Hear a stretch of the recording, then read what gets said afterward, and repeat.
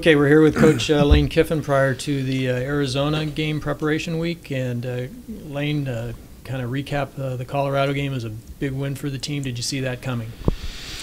Yeah, I think that by the way that we practiced, our players Tuesday and Wednesday, very physical practice, preparing like they were playing the best team in the country. I did kind of see that coming. I felt that they had prepared that way, that they'd go out and perform like that, and we were very confident. That they'd show up and they wouldn't overlook anybody, and they did that. So a lot of credit to our players. It was a special record-breaking day for Matt Barkley and Robert Woods. Can you talk about them, what that meant to the team, the fans, them, and the program? Just an amazing day, to think of 124 years of football being played here at USC, and we saw records being broken. And not just – it was amazing because we all anticipated the two big records of the conference touchdowns, going to 100 with Matt, and then Robert with the school receptions halfway through his junior year. But then on that day to add in that, an all-time conference completion percentage with 95% completion, almost a perfect day with one drop, and then Robert to be the only receiver ever to catch 4 touchdowns in a game on the same day was just amazing. And I think Matt had a passing efficiency conference record as well. So just an unreal day, and it was just really cool, and it speaks volumes to SC and LA as you watched it and you watched the tribute on the video board. It was just really neat.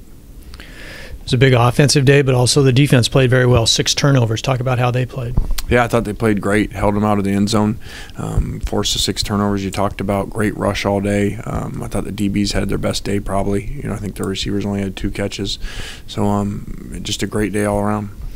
One of the benefits, I think, of the big victory was you're able to play a lot of players, guys that don't get on the field normally. What stood out there? Well, first off, I think that helps our morale a lot. I mean, you got kids going in there at the end of the game. Nobody knows their names. They've been practicing just like the other guys every single day, waking up at 5 a.m. like everybody else. And so it was really special for us as coaches to be able to get to that point where we could put them in on Parents Weekend too.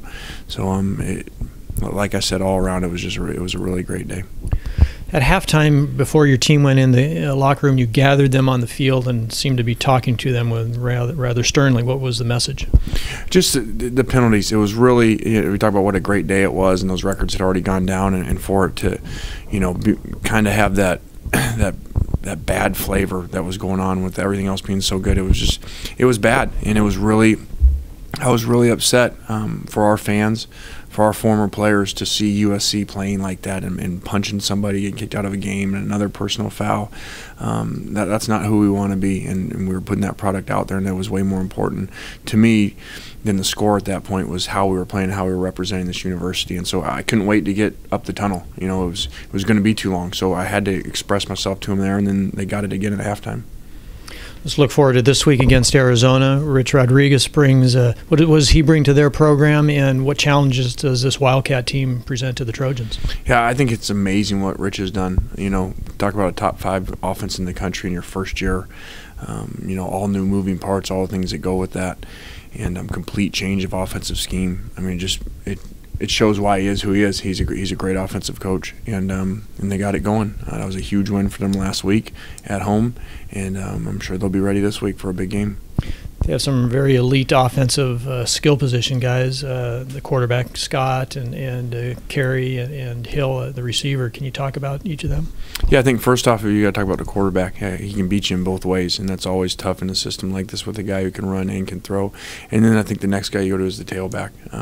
Big physical runner, has really given people problems, and then obviously that sets up the guys outside. This is your last trip, the Trojans' last trip outside of Southern California for the year. It seems like you've been on the road a lot. How are you approaching that, and you're looking forward to then being back home? Yeah, really looking forward to getting back on that plane, hopefully with a win. And so, we can have knocked out this, unusual schedule of all of these road trips, including the East Coast trip, so early in the season. And so the good thing will be if we can go out and play really well and win this, is we know we're coming back to LA for the rest of the regular season. So it's a very important game, obviously. USC's program is on the brink of its 800th career win. Only, I think, 9 teams in history have done that throughout the country. What does that mean to be among that group? Well, we talk about it all the time, all the great teams that have been here and great players that have been here. And so just for us to be part of that, to represent that, it's why it's so critical for us to do things the right way and win the right way. And that was part of why we were so upset with the penalties in the first half. Okay, best of luck to you in Tucson.